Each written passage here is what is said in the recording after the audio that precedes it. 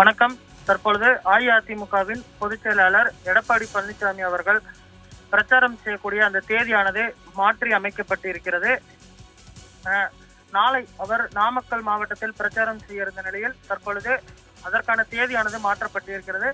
வரும் அக்டோபர் 8ஆம் தேதி திருச்செங்கோடு குமாரபாளையத்திலும், அக்டோபர் 9ஆம் தேதி ஈரோடு பிரச்சாரம் செய்வார் என்றும் தற்பொழுது தெரிவிக்கப்பட்டிருக்கிறது. அதே போன்று அக்டோபர் 10ஆம் தேதி மொடக்குறிச்சியில் பிரச்சாரம் செய்வார் என்றும் தகவல் வெளியாகிருக்கிறது.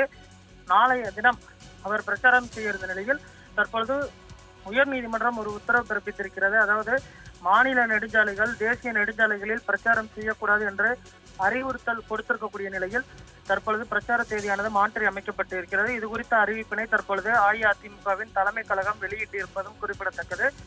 அந்த தேதிகளில் தற்பொழுது மேற்கொண்டு வந்த அந்த ஏற்பாடுகள் தற்பொழுது முற்றிலுமாக ஒத்திவைக்கப்பட்டிருப்பதும் குறிப்பிடத்தக்கது. அதற்கான ஏற்பாடுகளை தற்காலிகமாக நிறுத்தி வைக்கவும், வரக்கூடிய தேதிகளில் பிரச்சாரம் செய்வதற்கான அனுமதியை கேட்பதற்கும் தலைமை கழகமானது அந்தந்த மாவட்ட செயலாளர்களுக்கு உத்தரவு பிறப்பித்திருக்கிறது. விஜய் அவர்களுடைய பிரச்சாரத்தில் பிரச்சனை ஏற்பட்டதை தொடர்ந்து தற்பொழுது இபிஎஸ் அவர்களுடைய பிரச்சாரமும் தேதி மாற்றப்பட்டிருப்பதும் குறிப்பிடத்தக்கது.